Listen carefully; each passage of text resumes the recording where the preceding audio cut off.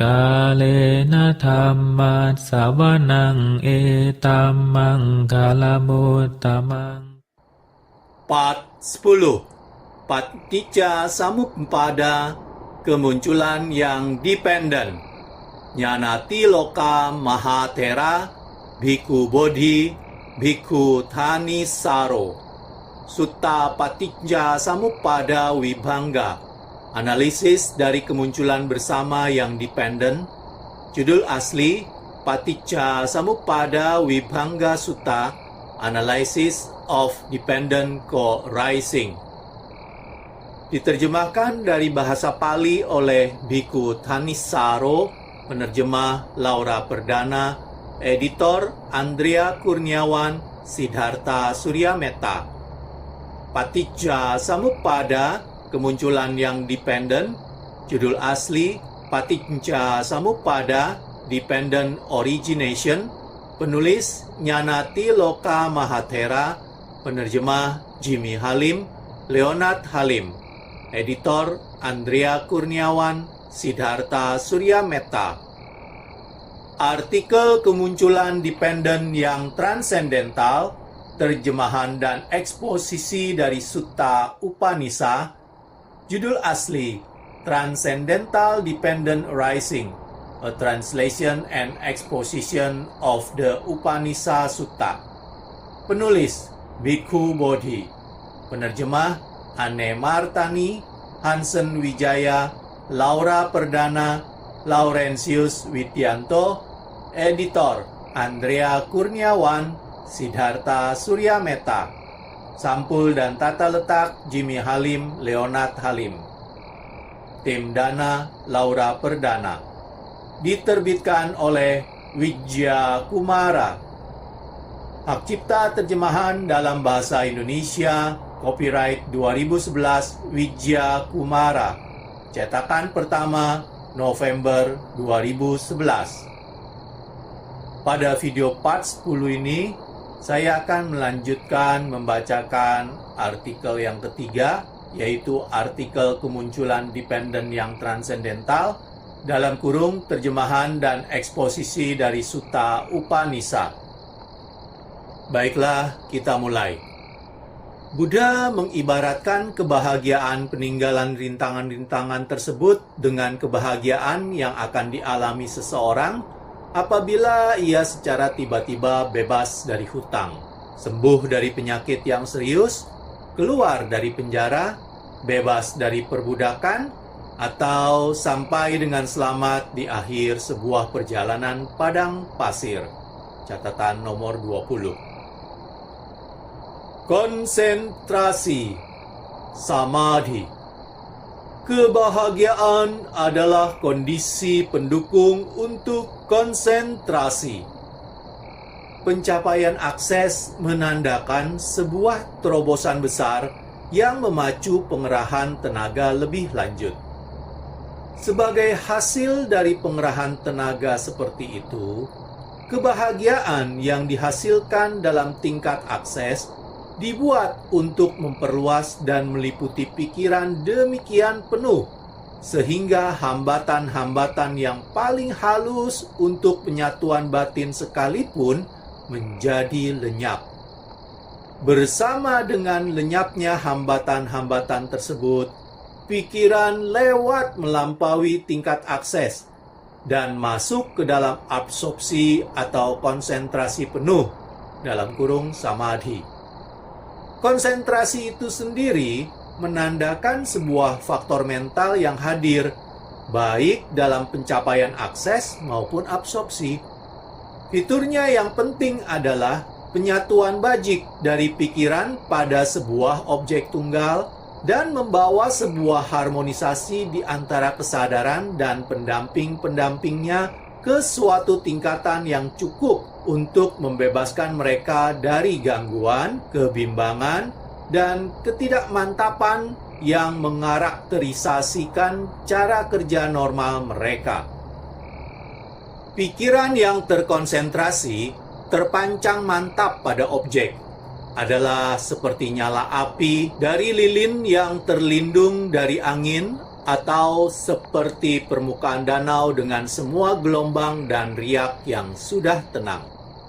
Akan tetapi, meskipun akses dan absorpsi keduanya memiliki sebagian sifat dari konsentrasi, sebuah perbedaan penting masih memisahkan mereka, membenarkan pembatasan istilah konsentrasi penuh untuk absorpsi sendiri. Perbedaan ini terkandung dalam kekuatan relatif dua pencapaian pendamping mental tertentu yang disebut faktor-faktor absorpsi atau faktor-faktor jana dalam kurung jana ngani, yaitu pemikiran yang diterapkan, pemikiran yang bertahan, kegiuran, kebahagiaan, dan kemanunggalan mental. Faktor-faktor ini bangkit pada awal meditasi keheningan dan berkembang secara bertahap melalui rangkaian kemajuannya. Memiliki fungsi ganda menghambat rintangan-rintangan dan menyatukan pikiran pada objeknya. Menurut kitab komentar, faktor-faktor ini selaras dengan rintangan-rintangan dalam hubungan perlawanan langsung satu ke satu, sehingga setiap faktor jana memiliki tugas yang spesifik dalam melawan dan menghambat satu rintangan. Jadi, pemikiran yang diterapkan menetralkan kekakuan dan kelambanan. Pemikiran yang bertahan menetralkan keraguan. Kegiuran menetralkan niat jahat. Kebahagiaan menetralkan kegelisahan dan penyesalan, dan kemanunggalan mental menetralkan nafsu indriawi. Catatan nomor 21. Pada saat yang sama, faktor-faktor menjalankan sebuah fungsi yang memperkuat sehubungan dengan objek. Pemikiran yang diterapkan mengarahkan pikiran pada objek. Pemikiran yang bertahan menjangkarkannya tetap di sana. Kegiuran menciptakan suatu ketertarikan pada objek. Kebahagiaan mengalami kualitas afektifnya. Dan kemanunggalan mental memusatkan pikiran pada objek. Dalam pencapaian akses, faktor-faktor jana cukup kuat untuk menekan rintangan-rintangan, namun tidak cukup kuat untuk menempatkan pikiran di dalam absorpsi. Mereka tetap membutuhkan pematangan. Pematangan muncul sebagai suatu hasil dari praktek yang terus-menerus, yang memberikan faktor-faktor itu kekuatan untuk mengangkat pikiran melampaui batasan tataran akses dan menerjunkannya ke dalam objek dengan kekuatan yang tak tergoyahkan dari absorpsi penuh.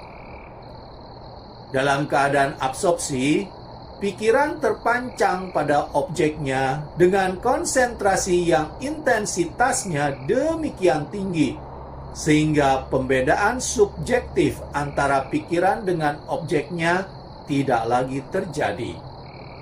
Gelombang pemikiran yang berpindah-pindah akhirnya telah mereda, dan pikiran berdiam tanpa menyimpang sedikit pun dari dasar stabilisasinya.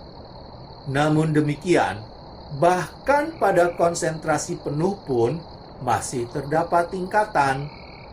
Pada tataran konsentrasi absorpsi dibagi menjadi 4 tingkatan yang disebut dengan 4 jana. Mereka dibedakan oleh pengelompokan faktor-faktor yang hadir dalam setiap pencapaian. Urutan dari keempatnya ditentukan oleh penghilangan yang berturut-turut dari faktor-faktor yang relatif lebih kasar. Pada jana pertama, kelima faktor hadir.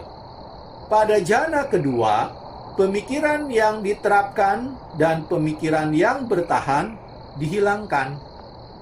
Pada jana ketiga, kegiuran telah dibuat menghilang. Dan pada jana keempat, perasaan bahagia digantikan dengan keseimbangan batin, yaitu suatu perasaan yang damai yang tidak menikung menuju kesenangan maupun menuju kepedihan. Kemanunggalan mental hadir di keempat jana dan merupakan satu-satunya faktor yang terus ada di sepanjang rangkaian. Untuk naik dari jana pertama ke jana kedua, yogi setelah muncul dari jana pertama harus merenungkan kekasaran dari pemikiran yang diterapkan dan pemikiran yang bertahan, serta tidak memadainya jana pertama dikarenakan kedekatan dari rintangan-rintangan. Kemudian, ia harus mempertimbangkan jana kedua sebagai yang lebih damai dan luhur, membangkitkan aspirasi untuk mencapainya, dan mengerahkan energinya untuk memperoleh tingkatan penyatuan mental yang lebih kuat. Demikian pula, untuk naik dari jana kedua ke jana ketiga, harus mengulang prosedur yang sama dengan mengambil kegiuran sebagai faktor kasar yang perlu untuk dihilangkan. Dan untuk naik dari jana ketiga ke jana keempat, harus merenungkan kekasaran dari kebahagiaan dan keunggulan dari perasaan netral dan tenang seimbang. Di luar keempat jana, terdapat 4 tingkat konsentrasi yang bahkan lebih halus, disebut dengan 4 pencapaian tanpa bentuk, arupama samappati. Dalam pencapaian ini, tanda kebalikannya yang bercahaya, yang berperan sebagai objek dari jana-jana, digantikan secara berturut-turut dengan 4 objek tanpa bentuk yang lebih halus, yang memberikan namanya pada setiap pencapaiannya masing-masing. Dasar ruang tak terbatas, dasar kesadaran tak terbatas, dasar ketiadaan, dan dasar bukan pencerapan maupun tanpa pencerapan. Pada puncak dari skala meditatif yang seimbang ini, kesadaran muncul pada titik penyatuan dengan begitu halus, sehingga seperti titik geometris, ia sukar dilacak, dan kehadirannya tidak dapat dipastikan maupun disangkal.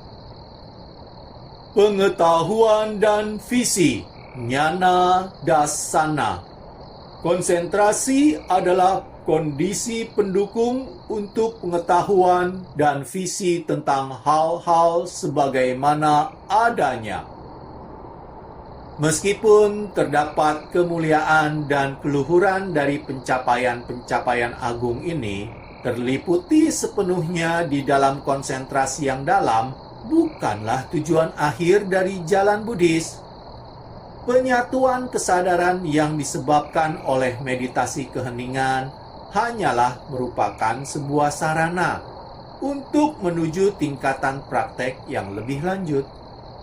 Tingkatan ini diantar oleh mata rantai berikutnya dalam rangkaian pengetahuan dan visi tentang hal-hal sebagaimana adanya, dalam kurung Yatha Bhuta Jnana Dasana, adalah perkembangan dari pandangan terang, dalam kurung Vipassana Bhavana. Melalui konsentrasinya yang dalam, yogi dapat menekan kekotoran-kekotoran batin untuk membawa mereka pada suatu keadaan ketenangan, di mana kekotoran-kekotoran batin tersebut tidak lagi menyerbu proses-proses aktif dari pemikiran. Namun, di bawah permukaan yang tenang, kekotoran batin tetap laten, siap untuk muncul kembali jika dipancing. Selama kekotoran-kekotoran batin tetap hadir, bahkan meskipun dalam bentuk yang tidak aktif, maka terbebas dari penderitaan masih belum tercapai. Karena latensi dari kekotoran-kekotoran batin yang sedang tertidur diam di dalam kontinum mental masih dapat meregenerasikan lingkaran sangsara kelahiran dan kematian yang berkelanjutan. Kecenderungan-kecenderungan yang laten adalah benih-benih eksistensi yang diperbarui, yang membawa kemunculan kembali aliran kesadaran, dan dari situ muncul pula semua mata rantai sisanya di dalam rantai sangsara. Untuk mengakhiri lingkaran dan mencapai pembebasan, kekotoran-kekotoran batin harus sepenuhnya dihancurkan. Tidaklah cukup hanya dengan menekan mereka. Penghancuran kekotoran batin tidak dapat dilakukan dengan konsentrasi saja. Karena konsentrasi, bahkan pada tingkat yang paling dalam, hanya dapat mengakibatkan penundaan aktivitas kekotoran-kekotoran batin tersebut, namun bukan pembasmiannya. Untuk menghancurkan kekotoran-kekotoran batin sampai pada lapisan latensi yang paling bawah, sesuatu yang lebih diperlukan. Panya, kebijaksanaan yang menembus tanda sejati dari fenomena. Konsentrasi diperlukan di dalam disiplin Buddhis sejauh konsentrasi itu menginduksi kemanunggalan mental setidaknya di tingkat akses yang diperlukan sebagai pendukung untuk kebijaksanaan. Jadi, Buddha memerintahkan murid-muridnya untuk mengembangkan konsentrasi bukan sebagai tujuan akhir, tetapi karena seseorang yang berkonsentrasi memahami hal-hal sebagaimana adanya. Catatan nomor 22. Hanya pikiran yang telah dijadikan murni dan tenang dapat memahami hal-hal sesuai dengan kenyataannya. Dan disiplin konsentrasi dengan menekan rintangan-rintangan menimbulkan kemurnian dan ketenangan yang dibutuhkan. Akan tetapi, pekerjaan membebaskan kekotoran-kekotoran batin yang sesungguhnya dilakukan secara eksklusif oleh kebijaksanaan. Kebijaksanaan adalah satu hal yang dibutuhkan untuk memotong kekotoran-kekotoran batin. Karena yang paling mendasar dari semua keburukan mental adalah ketidaktahuan atau awicca.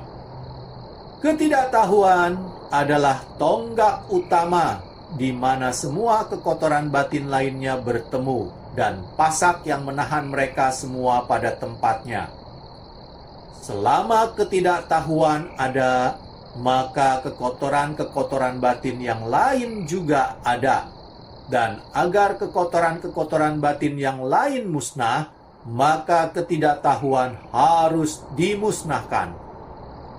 Didefinisikan secara doktrin sebagai kurangnya pengetahuan sehubungan dengan 4 kebenaran mulia, ketidaktahuan lebih menekankan kepada tanpa pemahaman yang mendasar sehubungan dengan sifat sesungguhnya hal-hal sebagaimana yang diungkapkan dalam 4 kebenaran dan tidak terlalu kepada kurangnya penggalan informasi yang spesifik. Oleh karena pemberantasan kekotoran-kekotoran batin bergantung pada pemberantasan ketidaktahuan, satu faktor yang mampu menghapuskan kekotoran-kekotoran batin adalah faktor yang mampu menghapuskan akar yang mendasari kekotoran-kekotoran batin tersebut.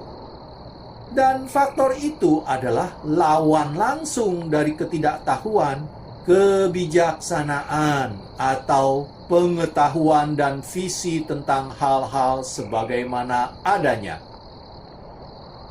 Untuk alasan ini, pada permulaan dari sutta kita, Buddha menyatakan, penghancuran kebusukan-kebusukan adalah bagi seseorang yang mengetahui dan melihat. Saya katakan, dan bukan untuk seseorang yang tidak mengetahui dan tidak melihat. Kekotoran-kekotoran batin diumpamakan dengan kebusukan, hanya dimusnahkan oleh seseorang yang mengatasi ketidaktahuan dengan kebijaksanaan yang mengetahui dan melihat hal-hal sebagaimana adanya. Ungkapan gabungan pengetahuan dan visi menunjukkan bahwa jenis pengetahuan yang harus dikembangkan bukan hanya sekedar pengertian konseptual, tetapi pengetahuan yang dalam kelangsungan dan kesegeraannya sejenis dengan pencerapan visual. Pengertian konseptual seringkali dibutuhkan untuk membersihkan penghalang-penghalang intelektual dalam perjalanan menuju perspektif yang benar. Tetapi pengertian konseptual tersebut pada akhirnya harus menghasilkan cahaya dari pengalaman langsung. Untuk mencapai pengertian yang sifatnya pengalaman ini adalah perlu untuk melaksanakan praktek sistem kedua dari meditasi Buddhis, yaitu pengembangan pandangan terang. Praktek meditasi pandangan terang tersebut bertujuan pada pencabutan kekotoran-kekotoran batin dengan membasmi ketidaktahuan yang terletak di dasarnya.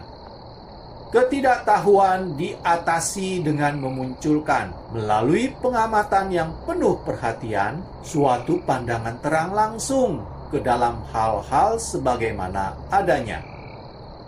Materi tempat pandangan terang bekerja adalah persis di lingkup di mana ketidaktahuan tersembunyi, yakni pengalaman psikofisik kita sendiri. Metodenya adalah penerapan perhatian atau kebijaksanaan pada lingkup ini tanpa interupsi pada semua aktivitas. Dalam khotbahnya, Buddha menyatakan hal yang harus diketahui dan dilihat sebagaimana adanya adalah 5 kelompok, sifatnya, kemunculannya, dan lenyapnya. 5 kelompok, bentuk materi, perasaan, pencerapan, bentukan-bentukan mental, dan kesadaran adalah kategori-kategori dasar yang menyusun analisis Buddha atas pengalaman. Setiap peristiwa yang sifatnya pengalaman, dari perspektif Buddhis, adalah suatu proses yang kompleks yang melibatkan sejumlah faktor yang berfungsi serempak. Terhadap kesadaran yang normal tanpa analisis, proses kompleks yang menyatu ini tampak sebagai sebuah massa yang seragam, sebuah penampakan yang salah di mana ketika penampakan tersebut diterima begitu saja, mengarah pada asumsi diri yang solid, sederhana, sebagai subjek kognisi yang permanen. Asumsi pribadi yang permanen tersebut, Buddhisme menganggapnya sebagai kesalahan konseptual yang mendasar, yang mendominasi cakrawala mental kita. Ini adalah cangkang terluar dari proyeksi egoistis yang melindungi ketidaktahuan prakonseptual. Dan dengan demikian, itu menjadi belenggu pertama dari 10 belenggu yang harus dipatahkan di sepanjang jalan pembebasan. Untuk menghilangkan ilusi pribadi yang independen, proses yang sifatnya pengalaman harus diajukan untuk pencarian penyelidikan yang membetulkan pencerapan-pencerapan salah yang berkontribusi pada bentukannya. Fase pertama dalam pemeriksaan ini adalah pembedahan kain kognitif menjadi benang-benang yang berbeda dan masuk ke dalam pembuatannya. Benang-benang atau komponen-komponen ini adalah 5 kelompok. Kelompok bentuk materi meliputi sisi fisik dari pengalaman, berisikan baik objek materi eksternal maupun tubuh bersama dengan indera-inderanya. 4 kelompok lainnya merupakan sisi mental dari pengalaman. Perasaan adalah kualitas afektif dari kesenangan atau kesakitan, atau suasana netral dari bukan kesenangan maupun kesakitan yang hadir di setiap kesempatan dari aktivitas mental. Pencerapan adalah kemampuan selektif yang memilih tanda-tanda istimewa objek sebagai suatu dasar untuk pengenalan. Kelompok bentukan-bentukan adalah sebuah kategori komprehensif yang menggabungkan semua faktor mental selain perasaan dan pencerapan. Anggota yang paling menyolok dari kategori ini adalah kehendak. Dan kesadaran adalah kemampuan kognisi itu sendiri yang menopang dan mengkoordinasikan semua faktor lainnya yang terdapat di dalam pekerjaan memahami objek. 5 kelompok ini berfungsi dalam otonomi penuh, sepenuhnya melalui dukungan timbal balik mereka, tanpa dibutuhkan suatu prinsip keberlangsungan diri yang menyatukan untuk diidentifikasi sebagai sebuah diri atau subjek. Dalam rangka mengembangkan pengetahuan dan visi tentang hal-hal sebagaimana adanya sehubungan dengan kelompok-kelompok, yogi harus pertama-tama muncul dari keadaan konsentrasinya yang dalam, karena kemampuan analitis yang terdiam di bawah lipatan keheningan harus dihadirkan untuk memberikan efek pembedahan yang dibutuhkan. Dengan pikirannya yang telah dibuat jernih dan lentur sebagai hasil dari konsentrasi, yogi memperhatikan fenomena beragam yang masuk ke dalam jangkauan kewaspadaannya. Fenomena diperhatikan saat mereka mewujud untuk menentukan karakteristik mereka yang penting. Kemudian, atas dasar ini, mereka ditempatkan ke tempat yang tepat di antara kelompok-kelompok tersebut. Apapun yang memiliki fisik termasuk ke dalam kelompok bentuk materi. Apapun yang mencatat suasana afektif adalah perasaan. Apapun yang memperhatikan tanda-tanda objek adalah pencerapan. Apapun yang berkehendak adalah bentukan mental. Dan apapun yang menyadari adalah kesadaran. Kelompok-kelompok lebih lanjut dapat dikelompokkan ke skema yang lebih sederhana dengan menempatkan bentuk materi di satu sisi dan 4 kelompok mental di sisi lainnya. Keduanya dipasangkan sebagai mental materi dalam kurung nama rupa. Mereka kemudian dikorelasikan dengan sebab-sebab dan kondisi-kondisi mereka untuk mengungkap sifat kemunculan mereka yang dependen. Prosedur analitis menghasilkan realisasi bahwa pengalaman hanyalah aliran ganda dari kejadian-kejadian materi dan mental tanpa suatu diri yang hidup. Prosedur sintetik menjadikannya jelas bahwa semua kejadian tersebut adalah fenomena berkondisi yang muncul ketika kondisi mereka hadir dan berhenti ketika kondisi mereka hilang.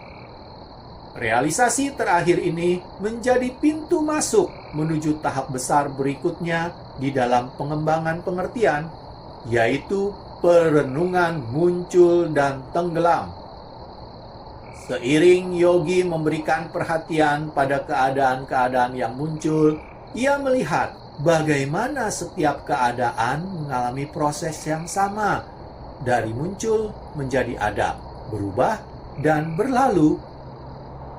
Demikianlah kemunculan dari bentuk materi, perasaan, pencerapan, bentukan-bentukan, dan kesadaran.